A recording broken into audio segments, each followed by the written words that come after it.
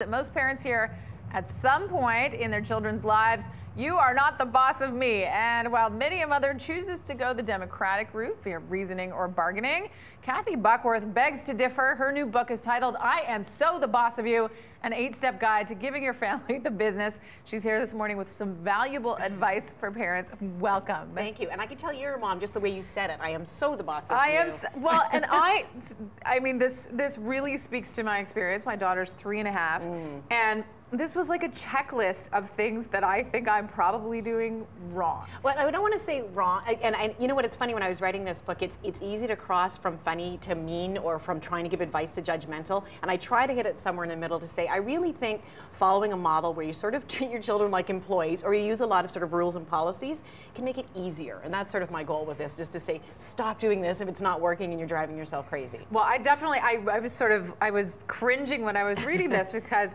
you know, you talk about the difference between a democracy, which doesn't necessarily work in a family situation. I don't think it does. And sort of having an autocratic situation. Yes. And, you know, not letting your kids do things like decide when their bedtime is, decide when dinner time is.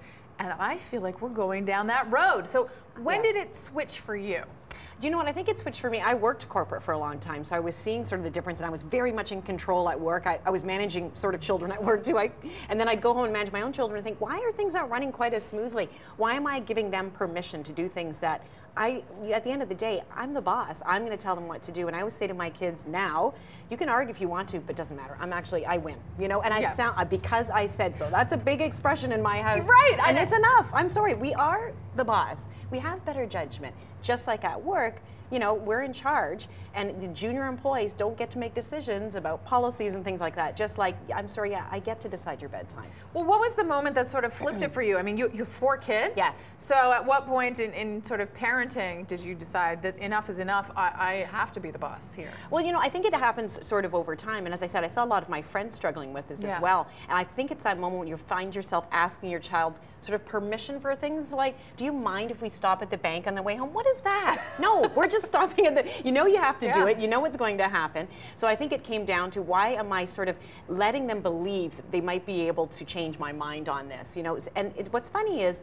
somebody said to me, oh, that seems a little tough, a little corporate approach. You know, where's the fun in that? And I think it allows for more fun, in the sense that you're not spending your time having these frustrating fights all the time with your kids about, no, you are going to eat that for dinner. 8:30 is your bedtime. You have to go to school today, where that's just an expectation that they have, you know. And I think I also looked at it from a project management sort of view. Like at work, we don't take on extra projects unless we have the right resources. We all have finite resources: time, money, labor. But at home, we'll say, sure, you can sign up for rep hockey. I can drive you 4 times a week without checking the bank balance, without checking, can I even get them there? You know, do I have the time?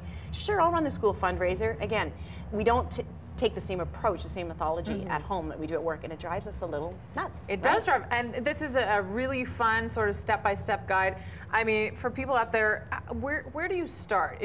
I mean, for me, you know, it's making the transition in my mind. Right. Okay, I am the boss of this situation, but then where do I go from there? It's knowing what your non-negotiables are, I always say. So for things like we talked about bedtime. So knowing that if they're going to go to bed at 8:30 at night, sticking to that rule, and that just is bedtime. It's not even mom's rule, that just is bedtime. That's just the way it is. Things like mealtime.